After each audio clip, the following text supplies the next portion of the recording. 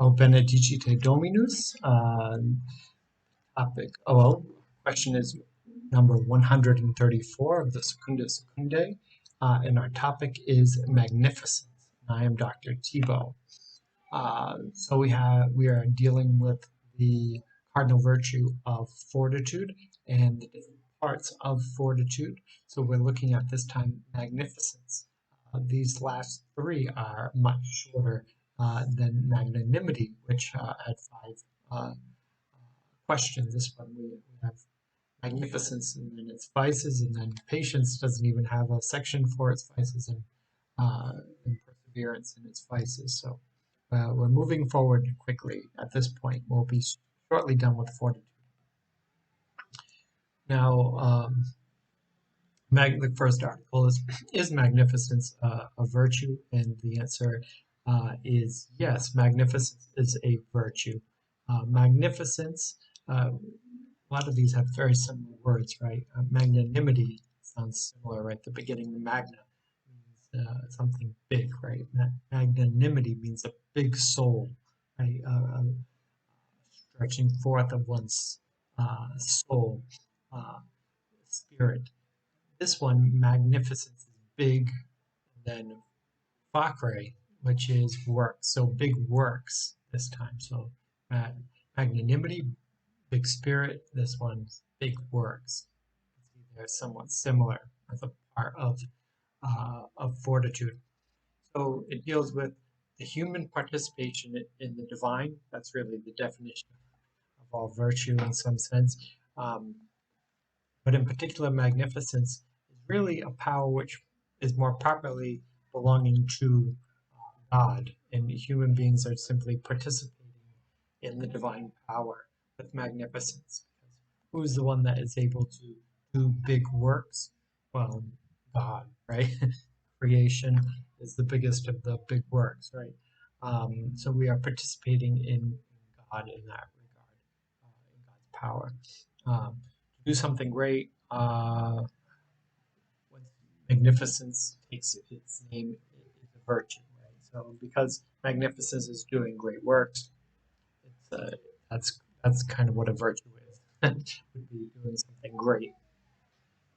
Now it ties in with liberality, and if you don't really remember that term, you have to go back to justice. Liberality was a part of justice.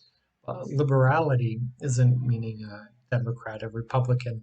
Liberality is dealing with the willingness to give freely, and as an element of justice, really, it is giving money in a way in which it is best used.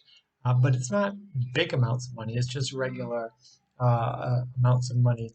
If I were to think about my own life and say, well, how much money do I spend on a Dunkin' Donuts coffee when I could make it at home, or going out to eat? You add up all these little things, it might end up being a couple $100s that really weren't necessary and didn't add a tremendous amount of value to my life. Certainly wasn't necessary. Could that have been better used giving it to food pantry or to the local parish to pay the heating bill in the winter, or to buy, Peter Singer would say, or to buy mosquito nets for children where malaria is big? Wouldn't that be a better use of the money? That's all dealing with liberality. We should be putting our money where it's going to have the biggest effect, not necessarily where we want to put it. Magnificence is to a whole nother level. Magnificence is using money to do something big, not buying 5 mosquito nets, not buying, 30 cans for the food pantry, really doing something magnificent, right? Building a cathedral, right? Building a shrine, building a hospital, or a school. These are big undertakings, right? Expensive undertakings. A lot of this goes all the way back to ancient Rome, where the ancients were big into magnificence. But if you think of some of the things done which were magnificent back then, the building of the Colosseum, the building of the Pantheon, roads, aqueducts, right? These are major undertakings, big works, expensive works, right? So that's magnificence. Excuse me. With liberality, you can never have built the aqueduct, but only through magnificence. Um, and St. Thomas points out too that seeking your own good is fine, right? You want to seek your own good, but that's not great, right? You buy yourself a fancy new car, that's good, but it's not great. Greatness would be taking that same amount of money and making a real difference in the world.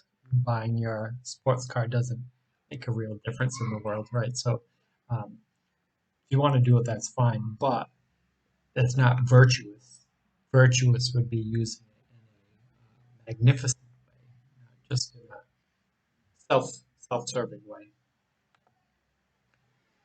Is magnificence a special virtue? Well, St. Thomas points out there's two ways of looking at it. If you look at the act, to do, facere, it's something that is great. Doing something great is a regular virtue, as. But if we look at the work produced, factum, that is that act is a special virtue because it produces something tangible, right?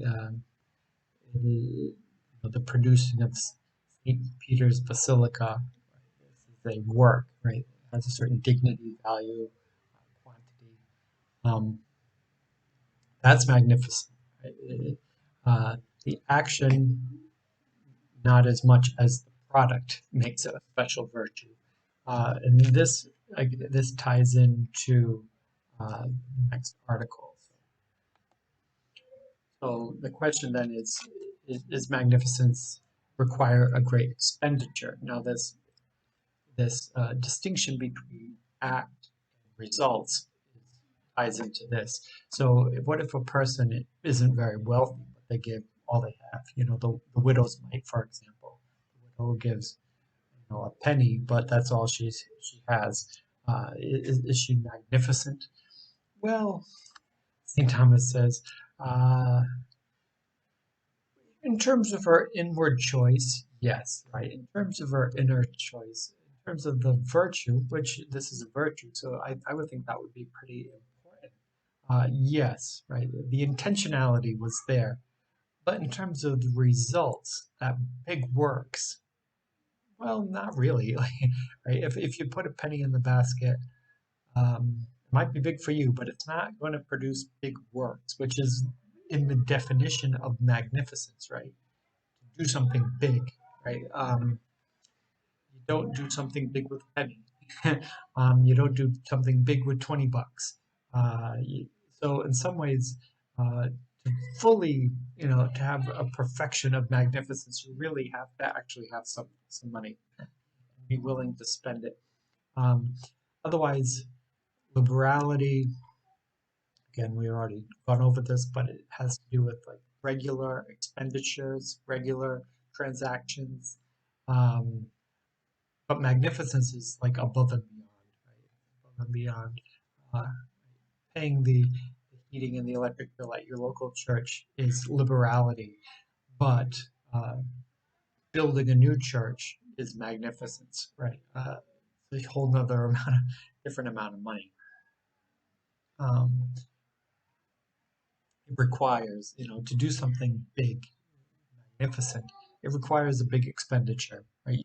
You can't do something magnificent, in the tangible sense without a big expenditure of time and money. If a person loves money too much, they can't be magnificent, right? If you just keep on buying sports cars for yourself, or you keep on enjoying your money, enjoying your vacations, good for you, but it's not virtuous and it's not magnificent. Magnificent, the virtue of magnificence moderates a person's love for money, which I think is a really good way of looking at that. how do we moderate the love of money? That's a major human issue. That's a major issue in the world. Magnificence is that which helps us moderate it. Liberality too, right? Helps moderate it. But if you remember too, liberality is an element of justice. It's really giving what is due, right? This is We should give money to paying the heating bill of the church because that's what's due, right? A matter of justice. Magnificence isn't a matter of justice; it's a matter of fortitude. It's above and beyond what is due, which ties into Article 4. Is magnificence part of fortitude? Well, yes, magnificence is part of fortitude. It's not a perfect part of fortitude. It's not a subjective part, as St. Thomas points out. A subjective part, an integral part of fortitude. Something it's necessary for fortitude as kind of the fullness of it, and that virtue is martyrdom. That you would be willing to persevere to the end of death, even with death, even dying. Um, uh, Martyrdom, properly speaking, is the the fullness of fortitude, one that would even go into the point of death. That is, they held nothing back in this life. They gave 100% of everything. Magnificence isn't that. It's not to death. It's part of doing something arduous, difficult, and it's a big project, and it's commendable. It takes strength and courage to do it. It's not. There's no real danger of death in it, and it doesn't require you to give up your entire life to it. It doesn't require you to die for it. So it's not the fullness, right? It's an annexed part. It's not a integral part in the same way that martyrdom is. So, same with uh, magnanimity or patience or perseverance, right? These are parts of fortitude, but they really aren't the integral part. So in conclusion, magnificence is a virtue. It can be a special virtue when it relates to the big acts, right? The actual